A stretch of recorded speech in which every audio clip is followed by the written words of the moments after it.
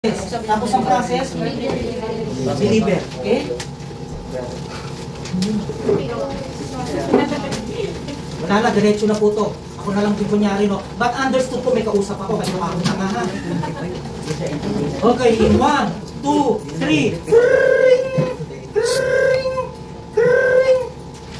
Good morning, housekeeping. This is Roger. How may I help you? Oh, yes, ma'am. So you are requesting for a laundry pickup. Yes, ma'am. Okay.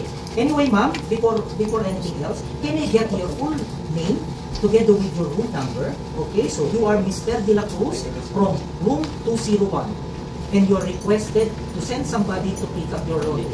Is that right, ma'am? Is that right, sir? Yes. Okay, I will send somebody as soon as possible, sir. Okay. Is there anything I can help you with? Okay. Thank you so much. Thank you. Enjoy your stay and have a nice day. Parang ano na? Module 2. Hindi po detalyado, but you need to, sabi ko sa inyo, hindi ko solado yung word for word, no? Parang yung nagari ko yung dito. Ayun din tayo, yun dito. Kasi nga, di ba, ano ba yung una natin? Provide housekeeping services to guests. Tumawag yung guest sa housekeeping, laundry service. Okay? So, nalilito na kayo sa dami na ng demonstration, no? Okay.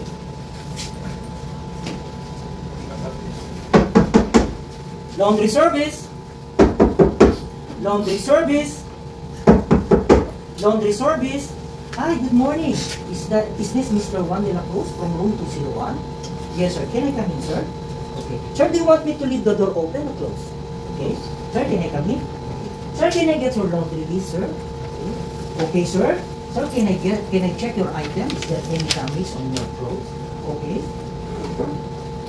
As I've checked with your clothes, sir, everything's okay. There is no damage at all. So you have 2 long sleeves and 2 pants. Okay? So, sir, what kind of services do you prepare? We have regular, we have extra, the fast, okay, and we have the dry clean. Okay, since you prepare for a fast service, sir, you will receive your item in 2 to 3 hours. While the regular service, you will receive within 24 hours. Same thing with the dry clean service. You will receive 24-hour service. Since you prepare for an extra service, sir, so it will be additional 50%. Okay? So I will be back in 2 to 3 hours to deliver your laundry. Is there anything I can help you with? Okay? Sir, can I leave the room now? Okay. Thank you, sir. See you in 2 to 3 hours. Next one, laundry process. Ito pa.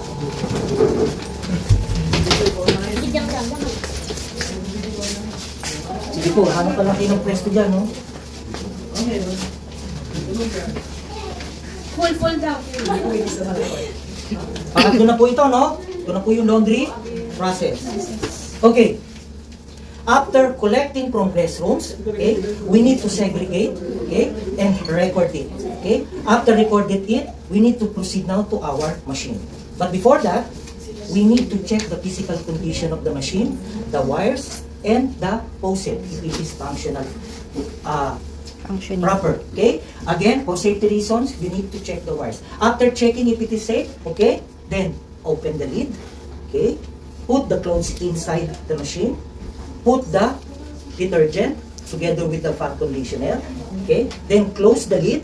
Okay? Select what kind of services or what kind of materials the clothes are inside the machine. Okay? Then leave the machine and do the process. Okay? The process are, okay, suds, soap, okay, extracting, okay. These are all the 18. Okay? You need to memorize, no? Sasabihin nyo po yun, i-mention yung 18, ha? Okay. And the last part ng ating process is extracting or extraction. After extracting, open the lid, okay, get a clean basket, remove the clothes, put it on the clean basket. Now, you are ready to proceed to the dryer machine. Okay? But before you use the dryer machine, again, for safety reasons, you need to check the electrical cord.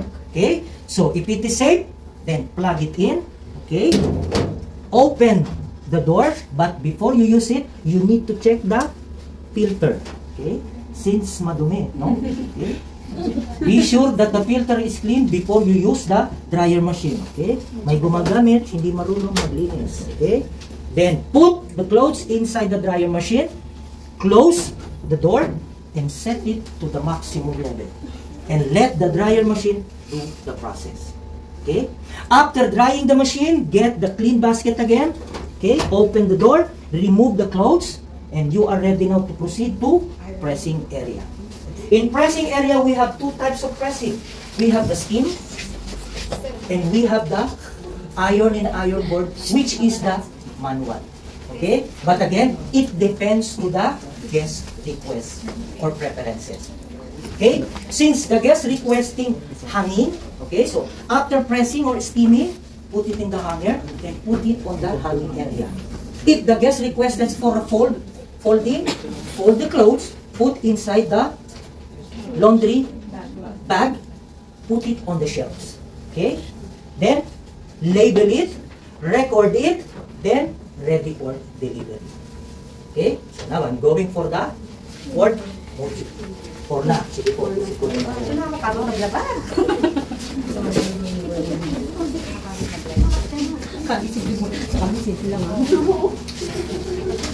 Lagi simple lang, pero pala.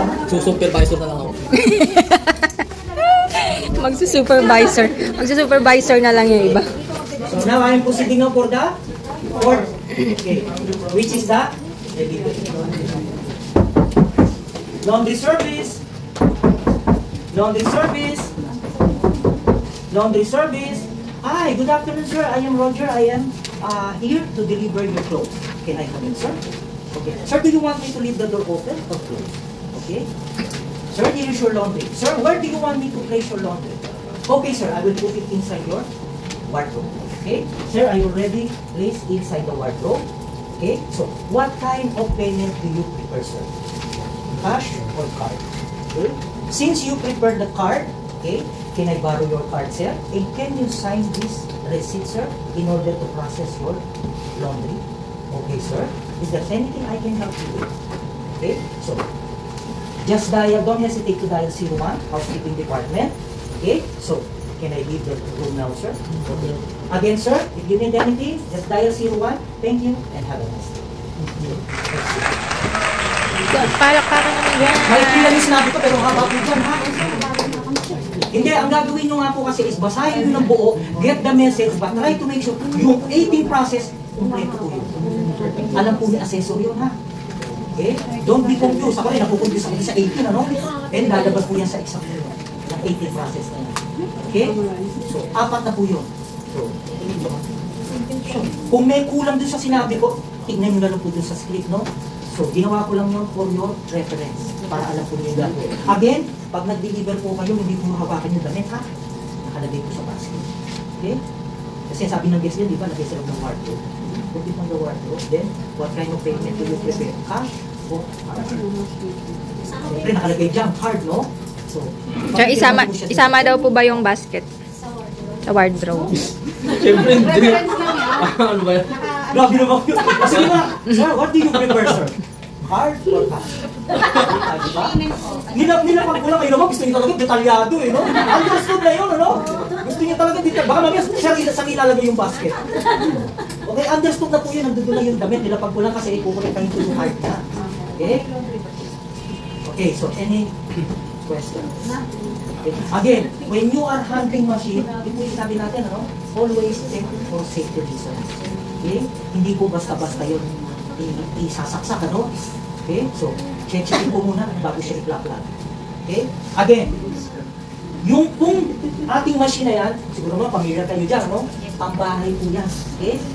Ang panggulo sa inyo dyan ni assessor, how do you know na yung materials na to, how do you know kung paano mo isi-select yung selector ng washing machine? Again, depends to the material or yung types ng inyong clothes. Kasi ginawa nyo na ng una, no? Segregate at saka pinaghiwalay nyo na, no? Depends po dun sa materials.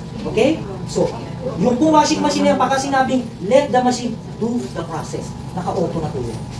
Okay? Pero wag nyo na pong hintayin magtanong si assessor, ano yung process? I-mention na po. The process are, sunod nyo na po yung 18. Okay? Pero doon sa i-mention nyo, aanim na lang yan eh, kasi inumpisan nyo na po doon kanina sa akin. Okay? Nag-segregate na kayo. Okay? Naglagay na kayo ng detergent, naglagay na kayo ng popcorn. Okay? Sige po, any questions? Apat yun, ha? Pag sinabi ni assessor sir na laundry yung gagawin yung apat yun sunod-sunod buo. Okay. But, please, sabi ko sa inyo, no? Tarasan. Pag sinabi ni assessor, okay, demonstrate the process, the laundry process. Diretso ka na doon. Process lang, no? Doon ka na sa pangatlo. Oo, wala naman siya sinabing pick up, no? Pero pagka wala siyang sinasabi, do the From the guest request. laundry. Isa sa isa. Okay? Isa kayo sa isa. Hanggat wala siyang sinasabi. Kasi alam po niya yan, ano? Ikakat niya yan. Okay. Do the process. Or do the laundry delivery. Okay? Maganda diretso sa laundry process po, delivery magagawa sa inyo. process. Yung laundry process. At saka hanggang doon sa pressing area, doon sa shelving, sa hanging area. Okay? Kasi ang tanong niya, after washing, after pressing, do you need to deliver straight to the room? Okay, now go back again to sa 18 process, di ba? Pagkatapos ng drying, pagkatapos ng pressing, ano, sabi natin, again, depends to the guest if it is hanging or fold. If it is hanging, put on the hanging area for a while, okay? If it is folded, put on the shelves for a while, then label it, pag-label kung anong room, no? Kasi marami po yung laundry na yan. Then, record. Room 201, 2 pants and 2 long sleeves, okay? So, lahat po ng item is hanger.